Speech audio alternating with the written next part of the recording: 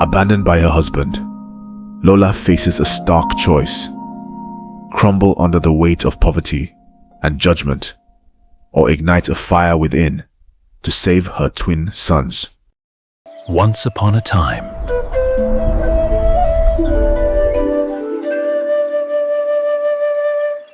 The sun, usually warm and friendly in the village of Kundari, felt hard and mean to Lola.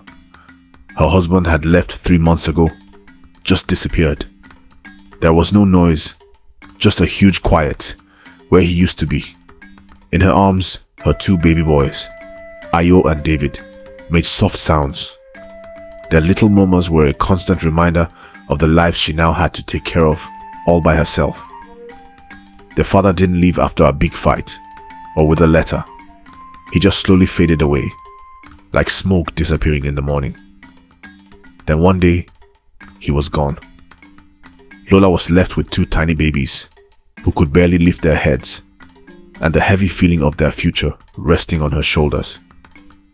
The first days after he left were a blow of tiredness and sadness.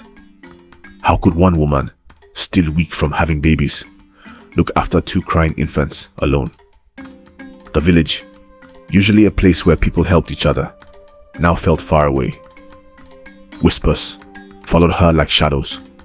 Left alone, with twins. Some people looked at her sadly. Others judged her quietly. Lola felt their eyes, but she only had eyes for Ayo and David. Their small mouths wanted food. Their tiny hands grabbed her finger. They were her whole world now, and keeping them alive was her only prayer. Poverty, like a hungry animal, crept into her home. There was no man to hunt, no field she could work with her hands full of babies. Their small piece of land lay empty. Finding food became a painful daily task. Lola learned to make tiny amounts of corn flour stretch into thin porridge, hoping it would be enough for her, and through her babies. She'd gather wild green plants from the edge of the forest, her back aching, her mind always asking, is this enough? Will they get sick? The nights never seemed to end. Ayo and David, feeling their mother's sadness, seemed to cry together. Their small bodies hurt from hunger or not being comfortable. Lola would rock them, singing old songs her own mother taught her. Her voice often cracked because she was so tired. Her calm hands were not just there to hold them. They showed how much she was trying. Every soft touch, every gentle pat was a promise. We will get through this. Not everyone turned away from her. Mama Yavu, a wise old woman with eyes that had seen all of Kundari's history, became a solid support for Lola. Mama Yavu didn't feel sorry for her. She just helped. A bowl of warm, tasty yam stew would appear at Lola's door, brought by one of Mama Yavu's grandchildren. There were also plant-based medicines for the twins' sniffles, quiet advice on how to make food last, and most important, stories. Stories of strong people from the past, of women who faced even bigger problems and became stronger. These stories, told in Mama Yavu's soft, shaky voice, fed Lola's spirit. The village's small market was another challenge. Lola would try to sell baskets of fresh, red tomatoes she'd somehow managed to get, walking through the dusty paths with a heavy load on her head, and often with Ayo and David strapped to her back or carried close. But often, she came back with more judging looks than money. Still, even here, there were good moments. A woman might buy a small basket without trying to get a lower price, or an old man would leave a handful of peanuts on her mat. These small acts of kindness, like tiny seeds in dry ground, kept a small hope burning inside her. Above it all, Bale Hill stood like a guard, its old peak watching over Kundari. For Lola, it was more than just a mountain. It was a silent witness to her struggles, a symbol of her ancestors and the history she now carried alone for her sons. In its shadow, she felt a strange sense of safety, a reminder that the land itself had lasted through time, and so would she. The idea of the fire within her, though not fully clear yet, was born in these very hard early months. The strong passion to see her sons not just live, but truly do well. As Ayo and David grew from babes to curious toddlers, Lola's struggles didn't disappear. They simply changed. Their small feet now followed her on the dusty paths as she carried her heavy baskets of tomatoes. They learned to sit patiently under the shade of a mango tree, while Lola called out her wares in the bustling market, their little eyes taking in the world around them. Hunger was a shadow that never quite left their small home. There were days the boys' stomachs rumbled, and Lola would tell them stories of feasts that would one day come, trying to fill their spirits when their bellies were empty. Illness, too, visited often, brought by the humid air or the simple lack of good food. Lola would spend sleepless nights pressing cool cloths to their feverish brows, relying on Mama Yavu's gentle hands and her knowledge of healing herbs. Mama Yavu became more than a friend. She was a second mother to the boys, her wisdom a warm blanket against the harsh realities of their lives. She always had a piece of roasted yam or a sweet fruit hidden for them, along with stories that taught them about their ancestors and the strength hidden in their blood.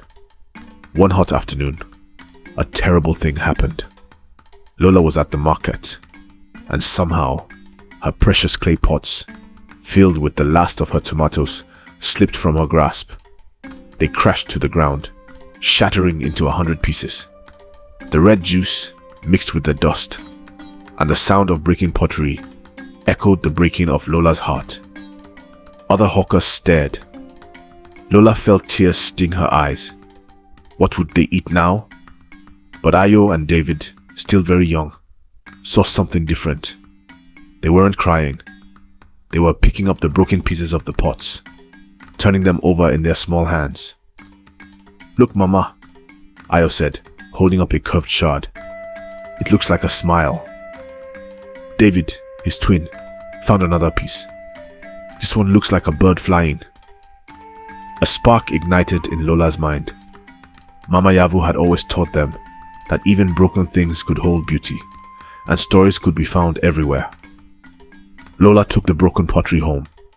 With the few colors she had, she began to draw on the smooth, curved surfaces of the pieces. She drew pictures of the sun, the mountain Ballyhill, strong animals, and the faces of people in their village. She drew tiny figures, dancing, hunting, and sharing food. Each piece became a story stone, telling a small part of their African life. The next market day, Lola didn't just sell tomatoes. She placed the painted story stones on a mat beside her, produce. At first, people were confused, but then Mama Yavu, always supportive, picked one up, admiring the artwork. "This tells a tale," she said, her voice carrying. Soon, children were curious, then adults. People started buying the story stones, not just for their beauty, but for the tiny tales they held. The story stones began to gain a quiet fame. Travelers passing through Kundari heard about the unique art and sought them out. Word of Lola's creativity and the twin boys' accidental discovery spread beyond their small village. It was a small beginning, a tiny crack of light in their dark world, showing that even from brokenness, something new and valuable could be born. This innovation brought them a little more food, a little less hunger, and a newfound respect from some parts of the community. Even with the success of the story stones and the steady support from Mama Yavu, life was still hard for Lola, Ayo, and David. Food was more regular, but never abundant. Yet, something remarkable was happening. When it came time for school, Ayo and David showed a hunger for learning that matched their hunger for food. They were often the most eager students, their small hands dirty from working or helping Lola with the tomatoes and story stones, but their minds sharp and bright. While other children sometimes struggled with lessons, Ayo and David seemed to soak up knowledge like thirsty sponges. They excelled in their studies, their answers clear and quick, their understanding deep. Their teachers, initially seeing only two poor boys, soon recognized their extraordinary minds. Despite their worn clothes and the lingering whispers about their father's absence, the twins earned a new kind of respect in the village. It wasn't pity anymore, it was admiration. Their dedication to school, even when their stomachs rumbled, inspired many. They were living proof that hard work and a keen mind could overcome tough beginnings. They were often seen helping Mama Yavu, carrying water or fetching herbs, always polite and ready to learn. The fame of their story stones also grew, attracting visitors from further afield. One sunny afternoon, a grand entourage arrived in Kundari. It was Prince Aro of Menzi, known for his wisdom and his efforts to uplift communities. He had heard tales of the small village where brokenness was turned into art, and where two young boys, raised by a single, strong mother, shone like stars in their studies. Prince Aro was drawn to their stall at the market. He examined the story stones, marveling at the detailed art and the tales they whispered.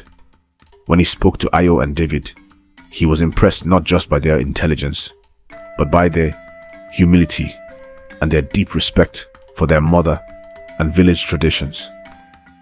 Lola, usually reserved, spoke with quiet pride about her son's love for learning. Seeing their potential and deeply moved by Lola's unwavering spirit, Prince Aro made a promise. He offered his support to the family, not as charity, but as an investment in their unique talent and the future of Kundari. He saw in Ayo and David not just two clever boys, but future leaders, capable of bridging the old ways with new possibilities. This unexpected help from a powerful figure was a turning point, providing resources that would allow them to pursue their education more fully and build a better life, far beyond what Lola had ever dared to dream. Years passed in the bustling city of Menzi. Ayo and David, once wide-eyed village boys, transformed into sharp, respected young men.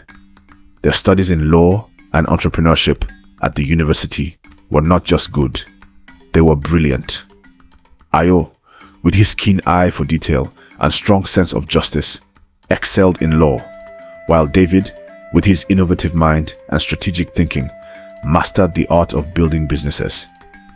They often worked together, their twin minds a formidable force. They faced fierce competition and moments when they doubted themselves. But their bond, forged in the dust of Kundari, and the hard work of their mother, Lola, kept them strong. They remembered Lola's tireless efforts selling tomatoes, the simple beauty of the story stones, and Mama Yavu's comforting wisdom. These memories were their anchors. As their success grew in the city, building successful ventures and winning important legal cases, they never forgot their roots. They made sure to return to Kundari often, to visit Lola, who was now gracefully aging, her face lined with the wisdom of a life well lived. They brought gifts, not just of money, but of time and presence, listening to the village elders and staying connected to the rhythm of their home. Ballyhill always welcomed them back, its silent presence a reminder of where they came from. Through their work, they started to apply their new knowledge to help their community. They used their legal skills to protect their village's land rights and their entrepreneurial skills to create opportunities for the villagers. They became true leaders, combining the ancient wisdom and community spirit of Kundari with the modern strategies they learned in the city. They were the living example of fire and roots, the fiery drive of success paired with the deep roots of their heritage. And then, a quiet truth emerged. a story from their past that Lola had held close. Their father, who had disappeared when they were babies, eventually returned to Kundari. His return wasn't a grand event, but a slow, hesitant re-entry into their lives. It brought with it a mix of old pains and quiet attempts at mending broken ties. Lola, with the incredible strength and wisdom she had gained, approached it with a quiet dignity, showing her sons that forgiveness, even if silent, was possible, and that family bonds, though complex, could endure. The twins, now mature, understood the layers of their family's story and the journey of their own identities. The ultimate dream of Lola, Ayo, and David was to give back to the place that had shaped them. After years of incredible success, which saw their businesses grow into vast enterprises, making them billionaires, they decided to channel their wealth and skills directly into Kundari. They didn't just give money, they invested in the future of their people. They established a grand community center and innovation hub in the heart of Kundari. This center wasn't just a building, it was a symbol of hope and healing. It had a modern section for legal aid and business development, and a traditional section that honored the arts, storytelling, and herbal knowledge of Mama Yavu and the elders. It was a place where young villagers could learn modern skills while still celebrating their rich culture. The opening day was a grand celebration, uniting the entire village. Lola, her eyes shining with pride, stood beside her sons. Her journey from a heartbroken young mother to the matriarch of a powerful family, a testament to her unwavering love. The community center embodied everything they had learned: the power of family, the strength found in overcoming hardship, the magic of innovation, and the importance of never forgetting where you came from. Their lives became a reflection of struggle, resilience, forgiveness, and immense growth.